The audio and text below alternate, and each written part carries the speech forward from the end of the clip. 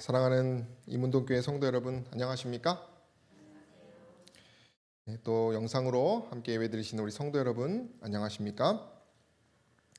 저희는 오늘 성경 해석학, 성경 연구법 세 번째 시간을 함께 하고자 합니다. 저희가 이제 네 번째 시간이 마지막이고요. 오늘이 세 번째 시간입니다. 지난 시간 저희가 해석자의 영적 생활, 이것이 중요하다고도 마지막에 강조했는데 한 주간 영적으로 사셨습니까? 우리가 아무리 날카롭게 하버드에서 만든 도구를 사용해도 영적인 생활을 우리가 기본적으로 살지 않으면 하나님의 말씀을 우리가 받아들일 수도 없고 깨달을 수도 없고 이게 하나님 말씀인지 내 기분인지 분별할 수도 없다는 것을 우리가 잘 알고 있습니다. 그리고 저희가 지난주에 성경에 대해서, 성경의 신뢰성, 정말 성경에 대한 확신을 가져야 되는 이유에 대해서 이렇게 배웠는데요.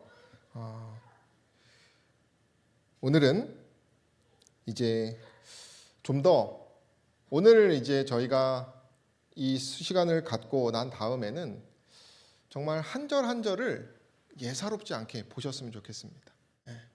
그래서 그 한 절을 대할 때 정말 맛있는 재료로 요리를 하는 심정으로 정말 내 가족이 와서 정말 내 손주들에게 맛있는 밥을 만들어준다라고 하는 마음으로 한 절 한 절을 임하시게 되기를 바랍니다. 특별히 성경 해석을 이제 저희가 세부 지침을 오늘 배울 텐데요. 가장 기초가 되는 건 뭘까요? 직접 연구하는 것입니다. 뭐라고요? 아주 톡톡하고 세련된 어떤 사람에게 우리가 배우고자 하고 또 그런 것들이 솔깃하긴 하지만 스스로 보는 것만큼 그거 보는 만한 것은 없습니다. 김명호 목사님 아시죠? 김명호 목사님. 목사님께서 정말 똑똑하시고 정말 잘 가르치시는데 제가 이제 전도회 때 이렇게 한번 모셔본 적이 있고 같이 식사를 하면서 제가 물어봤어요. 어떻게 성경을 연구해야 됩니까? 뭐라고 하셨냐면 막 웃으시면서 책을 주셨는데 옆에서 이제 사모님께서 스스로 연구하는 사람을 따라갈 수는 없다. 스스로 연구해서 스스로 적용하고. 그러니까 우리가 가장 기초가 되는 성경 해석의 과업은 여러분들께서 스스로 성경을 연구하시는 것입니다. 지난 며칠 전에 성경이 제 책상에 펴져 있었어요. 제가 핀 것이 아니고 제 처가 폈다고 합니다. 성경을 읽기로 했다 이런 얘기를 했는데 우리가 성경을 볼 때는요. 원어 성경과 원어 성경 제가 일단 도구를 소개해 드릴 거예요. 그러니까 원어를 먼저 보시고 그리고 번역된 우리가 그냥 흔히 갖고 있는 그 번역본입니다. 그 두 개를 여러분들이 같이 보는 것이 중요합니다.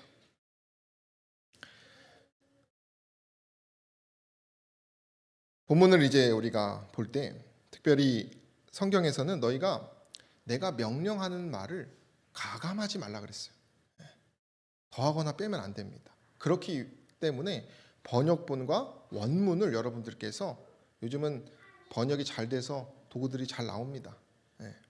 핸드폰들 다 하실 수 있기 때문에 충분히 할 수 있어요.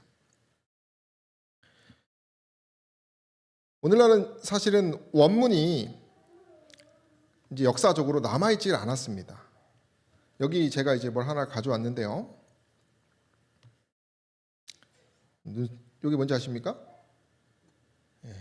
이스라엘에 가서 샀었는데 이제 1947년에 뭐 그때 아마 뉴스를 접하셨던 분들 계실 겁니다. 뭐가 발견됐다고 대서특필됐습니까? 사해 4번. 그거에 이제 장난감 모양으로 만든 것이에요. 사실 성경이 원문이 남아있질 않아서 사람들이 다 믿지 않고 부인하고 있었다가 1947년에 사해에서 두루마리서를 발견했는데 에스더서를 제외하고 다 발견이 됐죠.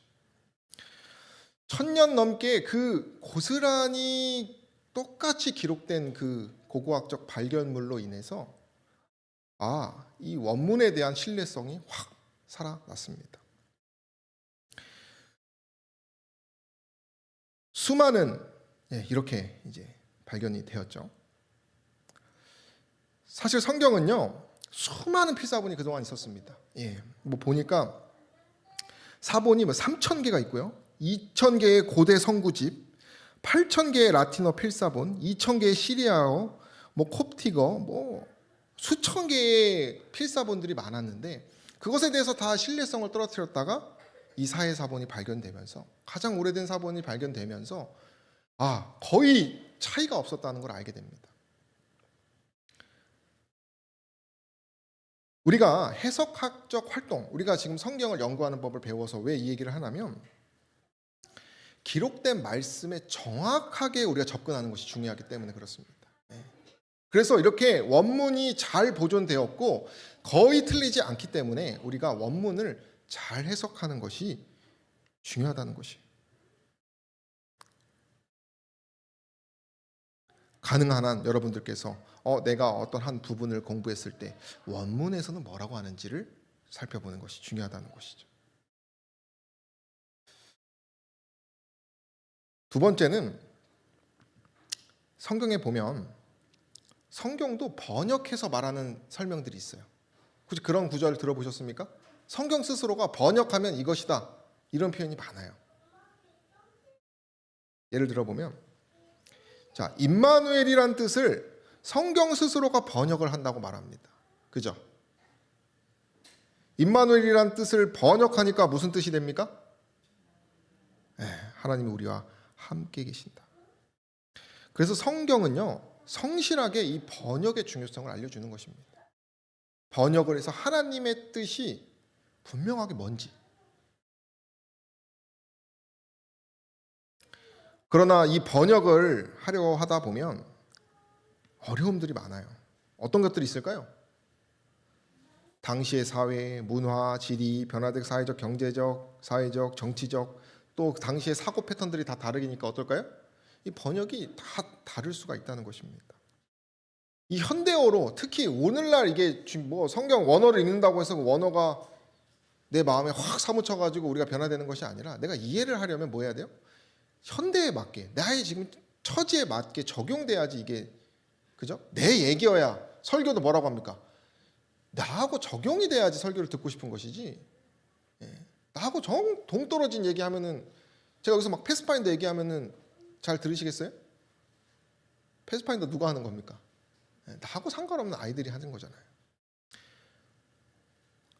그러니까 이 현대어로 우리가 바꾸는 것이 번역인데 참 어렵다는 것이죠. 영감의 글은 이렇게 얘기합니다. 인간에게 속한 모든 것은 불완전하다. 같은 말로써 뜻이 서로 다른 여러 가지 표현을 할 수 있다. 각기 뚜렷한 사상을 표현함에 있어서 한마디 말로만 할 수 있는 것이 아니다. 그래서 우리가 연구해야 한다는 것입니다. 애초에 내가 연구하기로 마음 먹었으면 좀 제대로, 그죠? 요리할 때도 여러 도구들과 여러, 그죠? 집사님들 이렇게 물어가면서 하는 것처럼 전문가들에게 우리가 그런 태도로 임하는 것이 중요하다는 것이죠. 그러면 번역의 이제 유형들이 있습니다. 자, 번역의 유형들을 여러분들께서 이제 성경을 이제 뭐 보통은 한두 개밖에 없죠, 그죠? 이제 번역의 유형들이 좀 있어요. 첫 번째는 형식적인 번역이 있습니다. 경직되어 있어요. 이거는 좀 부자연스럽습니다. 왜냐하면 아주 문자적으로만 정확하게 하려고 하는 거예요. 원어가 정확히 뭐라고만 했나. 그러다 보니까 좀 딱딱한 것입니다.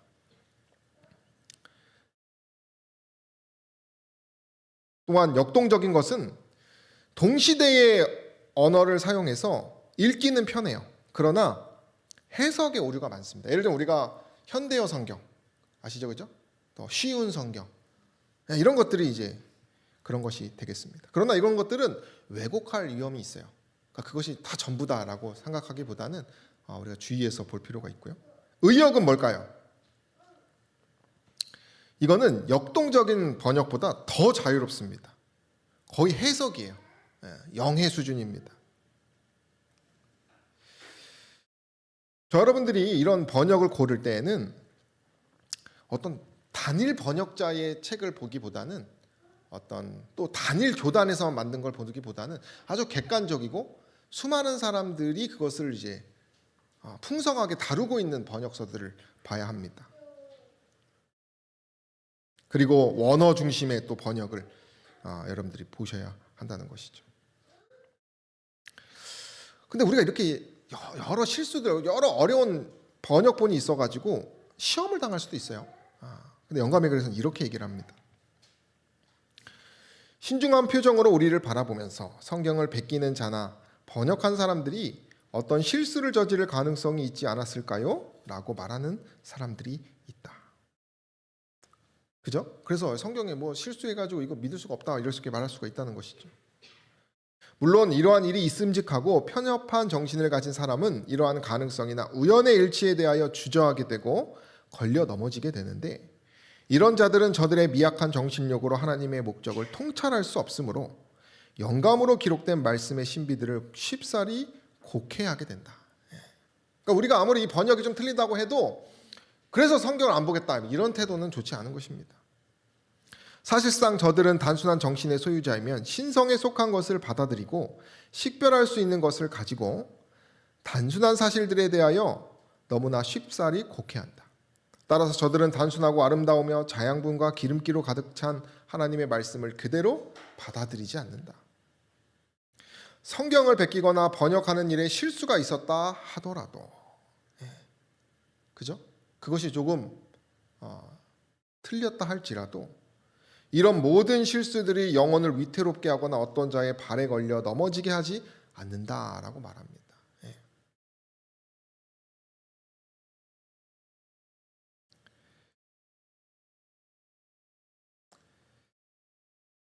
또 우리가 그러나 주의해야 될 것들이 있어요. 우리가 어떤 이제 영해 아까도 말했죠. 정말 어떤 이제 본문하고 너무 벗어난 것들 그런 책들은 우리가 조심할 필요가 있어요. 제가 지난번에도 뭐 신천지 얘기했지만 계시록을 너무 영해해 버립니다. 그 교단의 어떤 신뢰성을 명분으로 계시를 받았다 이겁니다. 그래서 그 계시가 너무 주관적이에요. 너무 주관적. 성경으로 그것을 대조하는 것이 아닙니다. 카톨릭도 풍요주의가 많아요. 그래서 너무 다 영해를 해버려요. 그러니까 권위가 누구한테 있냐면 사제한테밖에 없어요. 그러니까 평신도들은 성경을 볼 수도 없어요. 너무 주관적이어가지고. 이 영해는 늪과 같습니다. 이거는 답이 없어요. 그 사람이 그렇다는데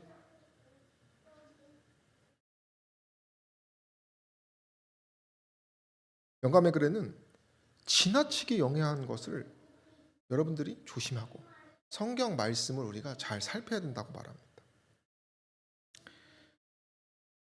요즘은 AI가 그림을 잘 그려줍니다. 제가 너무 재밌어요.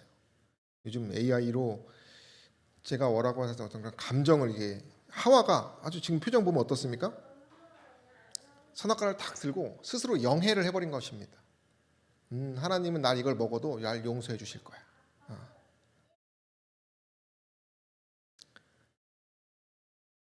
영감의 글은 이렇게 얘기해요. 아담과 하와는 죄를 범할지라도 하나님의 크신 사랑이 그 중에서 건져주시라고 추측함으로써 자, 영해의 위험성이 이런 것이에요. 지나치게 영해를 하니까 하나님 은혜를 다 포함해가지고 죄 지어도 상관없다. 어차피 구원받는다. 성경의 기초에서 우리가 그걸 살펴야 한다는 것입니다. 스마트폰, AI 다 배타적이라고 다 사단의 것이라고 말하는 분들도 있고 약도 안 먹고 병원도 안 가는 분들이 있어요. 영해를 너무 많이 해가지고 고기 먹으면 다 지옥 간다라고 영해를 해버리는 분도 있고 십자가 상만 보면 다 우상이라고 저거 다 우상 걸어놓은 거라고 일상적인 곳에서 너무 주관적으로 영해를 해버리는 것입니다. 성경 한 부분만 딱 가지고 와가지고. 이게 문제가 뭡니까? 관계가 다 틀어져 버립니다. 대책이 없어요. 왜냐하면 주관적으로 영해를 해버리니까. 내가 성경 봐서 깨달았다 이거예요. 그럼 답이 없어요. 하와처럼 자신의 제일 위험한 교만이 뭐라고 말합니까? 무슨 교만이요?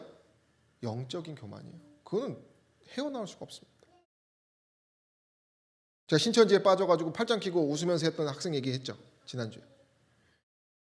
그렇게 돼버리는 것이에요. 영해를, 주관적인 영해들을 조심해야 합니다.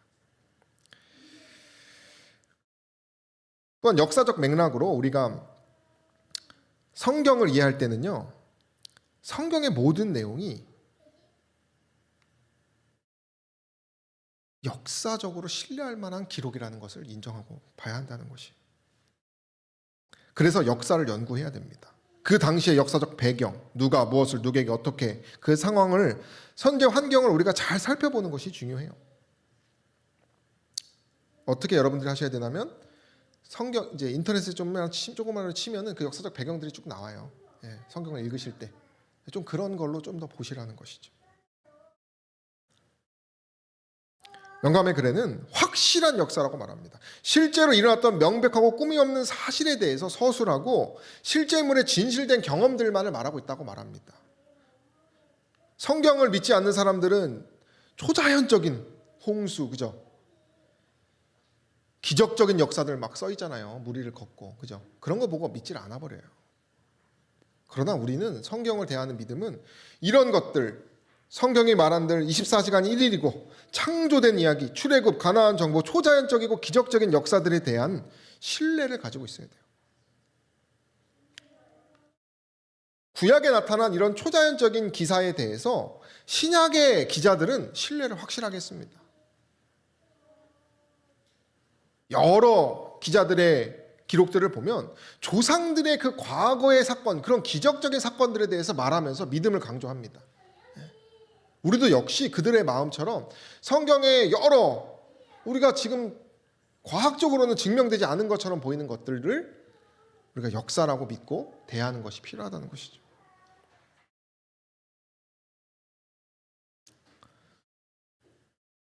또한 성경에 연대나 저자, 생활 환경에 대한 시험거리가 있어요. 성경을 보면 역사적 배경이 성경 스스로 제시하지 않기도 합니다. 그래서 연대나 저자에 대한 의구심이 들을 수가 있어요. 그러나 성경은 신뢰할 만한 믿음을 가지고, 책이란 믿음을 가지고 이 성경을 대하는 외적 증거들이 많습니다. 자료들. 그런 것들을 여러분들이 대입해서 조화롭게 이해할 필요가 있습니다. 영감물이 이렇게 얘기합니다. 나는 하나님께서 성경을 특별히 지켜오신 것을 보았다. 그러나 필사본이 별로 없었던 때에 학자들이 어떤 부분들의 뜻을 더욱 분명하게 나타나기 위하여 낱말들을 바꾸기도 했는데 그것이 사실상 명확한 부분을 오히려 흐트러 놓는 결과를 가져왔다. 그러나 나는 하나님의 말씀이 전체로서 완전하게 연결되어 있으며 각 부분이 서로 관련되어 있어서 서로 풀이해주는 관계에 있음을 보았다. 이렇게 말합니다. 그래서 우리가 이런 것들이 당장 이해가 안 되는 부분이 있더라 할지라도 조화롭게 하는 연구에 볼 필요가 있는 것입니다.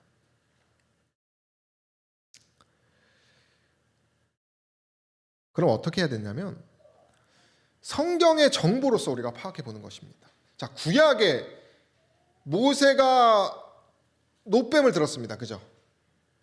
그 이야기는 신약에 뭘 상징하는 것입니까? 그리스도의 십자가를 상징하는 것입니다. 이전 사건들에 대해서, 이전 사건들의 역사는 후기의 어떤 사건을 암시하는 것들이 있어요.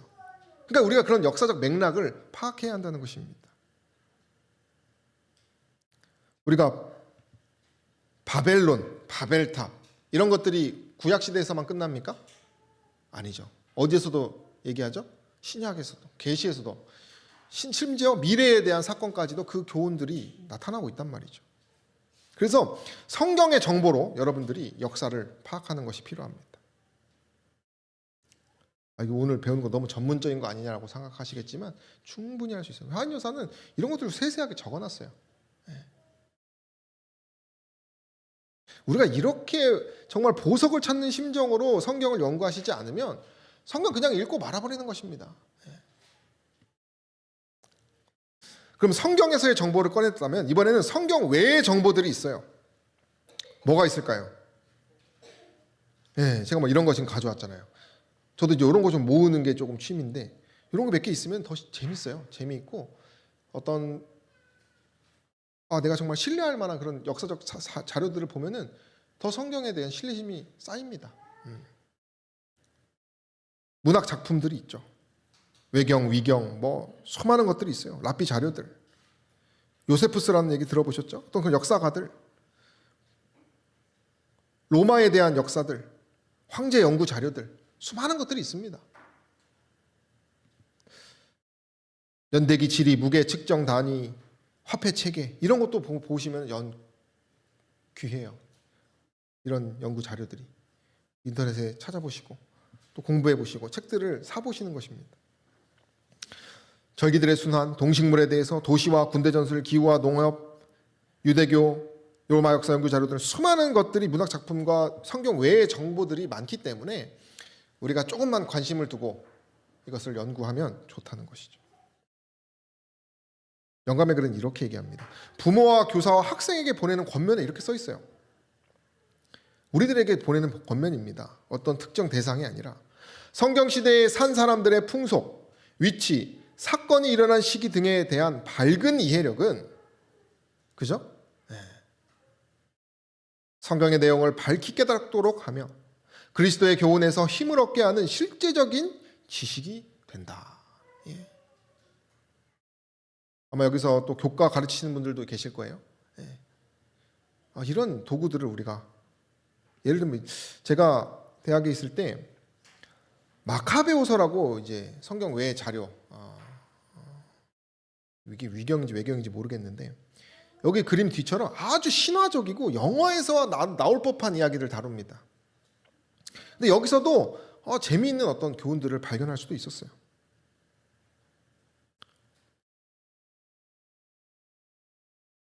일반적인 우리가 소설을 찾기보다는 이런 것을 우리가 배우면서 성경에 또 간접적으로 성경의 역사들을 살펴보는 것이죠. 또 때로는 우리가 성경을 볼 때 성경의 이야기가 오늘날 우리 현대하고 너무 안 맞는다라고 생각할 때가 있어요. 성경 역사의 내용이 너무 좀 부족하다. 그러나 여기 보면 히타이트 전에 19세기 말까지 이 히타이트라고 하는 민족은 세상 역사에는 없었다. 사람들이 많이 얘기를 했다고 해요. 그러나 문명이 발견되었습니다. 또 출애굽도 없다는 사람이 많은데 이집트 18왕조와 연결되어 있고요. 여리고도 그거 허무맹랑한 얘기다라고 했는데 BC 1410년에 파괴된 세부 사항을 여리고 도시를 발견했고요. 성경 기록과 일치한다는 것을 확인했다고 합니다. 우리가 이 성경의 역사가 때때로 증명되는 어떤 그러한 발견물이 다 발견되지는 않았지만 역사적 이런 연구를 계속하고 있기 때문에 우리가 신뢰할 만한 책이라는 것이죠. 그리고 제일 중요한 것은 무엇이냐면 이러한 우리가 역사가 없다고 해도 뭐가 제일 중요해요? 뭐가? 이것은 하나님의 말씀이라고 하는 믿음이 중요하다는 것입니다. 이 그림처럼 수많은 역사들이 어떤 증거가 있겠지만 그 기초는 뭐가 돼야 돼요? 하나님의 말씀이라는 사실을 우리가 알아야 한다는 것입니다. 그런 마음으로 성경을 살펴보아야 한다는 것입니다. 그래서 영감의 글은 핵심이 이거라고 말합니다. 성경의 외면적인 미, 그 비유와 표현의 미는 진정한 보화, 즉 신성의 미를 나타내기 위한 배경에 불과하다. 우리가 하나님의 신성으로 써진 이 성경에 대하여 우리는 확신을 갖고 성경을 내가 약간 의구심이 들면 어떻게 해야 돼요? 잠깐 멈춰보고 그것을 바로 의심해서 넘기는 것이 아니라 이 하나님의 말씀에 신뢰를 가지고 긍정적인 마음으로 바라보는 것이 필요합니다. 역사적으로 우리가 좀 살펴볼 때 이제 마지막인데요. 몇 가지가 좀 있어요. 평행하는 성경 기사들의 존재하는 일치하지 않는 것처럼 보이는 점. 예를 들면 사무엘서나 열왕기서, 역대기, 이 신약 또 신약의 기록들이 똑같은 사건을 많이 말해주고 있는데 그것이 다 달라요. 그럼 성경 연구하는 사람들은 이게 다 달라가지고 복잡해가지고 마치 너무 어렵게 느껴지기도 하고 의심하는 경우가 있는데요. 우리가 잘 알아야 될 것이 제가 지난 시간에도 알려줬겠지만 예를 들면 사복음서가 조금씩 다 다릅니다. 표현이. 예수님의 그 어떤 상황이 달라요. 그러나 사복음서를 쓴 기자들의 목적이 다 달랐습니다. 마태는 연대기 순서가 아닌 주제별로 배치를 하고요. 마가는 예수의 활동 이야기를 기록했고요. 누가는 예수를 이방인들에게 소개하는 목적으로 썼고요. 요한복음은 믿음을 발전시키기 위해서 쓴 책입니다. 그래서 우리가 때때로 이렇게 다 틀린 것처럼 비슷한 부분이 틀린 것처럼 보이지만 목적이 달라서 그럴 수 있다는 것을 알아야 돼요. 왜냐하면 각자가 개성이 다르고 하나님께서 풍요롭게 또 아름답게 우리에게 적용을 시켜주시려고 하셨기 때문에 성격이나 그 문체나 수많은 목적이 표현 방법이 다르다는 것을 우리가 알아야 됩니다. 또한 두 번째는 각 기자가 전체를 형성하기 위해서 다른 이야기와 결합시켜야 할 사건의 일부에 대해 언급할 수 있다는 점을 알아야 됩니다. 그러니까 어떤 전체의 얘기를 이야기하는데 이 부분을 얘기하는 거예요. 자, 예를 들면 타작마당을 산 다윗의 이야기를 기록한 사무엘하와 역대상의 내용이 조금씩 다르다는 것이죠. 예를 들면 이런 것입니다. 금액이 좀 달라요. 금액이 다르고 소유주가 좀 이름이 다르고 그 불일치가 되니까 이것이 모순된다고 느끼는 것이죠. 그러나 철자하는 철자법이 다르고 영역별로 달라서 같은 이야기라는 소리예요. 근데 그런 어떤 부분적인 차이가 있을 뿐이라는 것이죠. 산상설교에 예수님의 설교하신 위치가 다른 이유는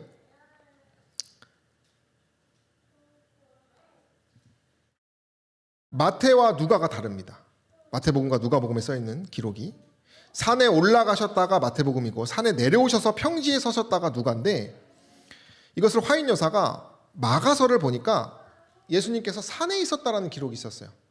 그래서 예수님께서 산에 올라가셨다가 사람들이 너무 많아서 평지에 내려와서 말씀을 가르쳤다. 이렇게 이해를 시킵니다. 그러니까 우리가 통찰력을 가지고 봐야 한다는 것입니다.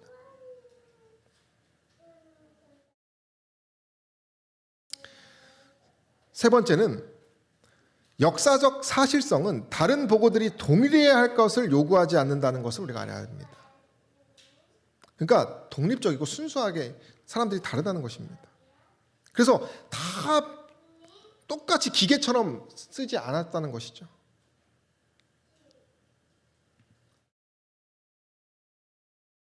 네 번째는 역사를 기록하는 데 수용된 관습이 1세기에는 달랐다는 것을 알아야 합니다. 예를 들면 우리가 막 성경을 보면 숫자들이 나와요. 어려운 숫자들. 근데 이 숫자를 막 너무 깊이 과몰입해가지고 막 고차원적으로 이걸 막 해석하는 분들이 있거든요. 그건 위험하다고 하는 것입니다. 그리고 우리가 성경을 보면 땅 끝까지 이런 표현이 있어요, 그죠? 그래서 어떤 사람들 이런 것을 막 너무 주의를 깊이 해가지고 막 세상 끝에 계속 막 더 막 넘어갑니다. 그러나 이거는 일상적인 표현을 쓸 때 그냥 썼던 표현이라는 것이죠. 근데 어떤 사람들이 이런 것을 평평한 지구관념, 지구중심적 우주관 이렇게 가지고 해석을 한다는 것이죠. 신학적으로. 우리가 그렇게 지나치게 1세기의 특유의 문학적 표현이라는 것을 알아야 합니다. 다섯 번째는 복음서의 평행 구절 속에 기록된 예수의 유사한 기적과 말씀들은 다른 때에 일어난 것일 수도 있다는 점을 인식하라 이렇게 말합니다. 우리가 사복음서를 보면은 예수님의 기적들이 여러 번 등장합니다. 그죠? 근데 예수님의 교훈들은 좀 반복되지 않겠어요? 예수님의 기적이? 그죠? 사람들을 고치는 어떤 그러한 장면들이 어떨까요? 다 대동소이할 수 있다는 것이죠. 자, 이 그림 보면 성경에 보면 예수님께서 5,000명을 먹이신 얘기가 있고 또 4,000명을 먹이셨다는 기록이 있어요. 그러니까 어떤 사람들은 이것을 보고 사건이 변형된 거 아니냐. 그러면서 막 그렇게 해서 막 지나치게 표현을 한다는 것이죠. 성경에는 이것이 두 개가 다른 경우라고 얘기를 하죠. 그러니까 우리가 그냥 어떠한 그런 성경에 대한 기록과 역사는 반복된 교훈을 예수께서 알려주시기 위해서 알려주셨다 라고 이해를 해야 되고, 다른 역사적인 사건을 또 다루고 있다는 것도 우리가 잘 알아야 돼요. 그래서 막 어떤 역사를 이렇게 해서 변형시키고 이렇게 해서 변형시키고 하면 안 된다는 것입니다.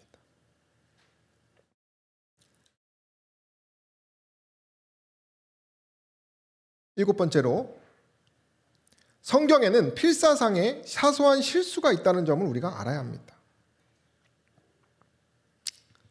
그리고 마지막으로, 추가적인 정보를 얻게 될 때까지 불일치하게 보이는 어떤 것들에 대한 판단을 유보하는 것이 때때로 필요하다는 점을 인정해라 이렇게 말합니다. 우리가 성경을 보다 보면 저는 어떤 부분에서 좀 이제 고민이 좀 있냐면, 우리가 이제 예언이 이제 성취됐다고 해가지고 그 시기를 다 말하잖아요. 뭐 유성이 떨어지고 이제 우리 그런 걸 많이 배웠는데, 그런 것에 대한 제가 조금 의구심이 몇 가지가 있어요. 근데 그런 것을 의구심이 있다고 해가지고 포기하는 것이 아니라 좀 유보하는 것입니다. 내가 좀 더 이해할 때까지.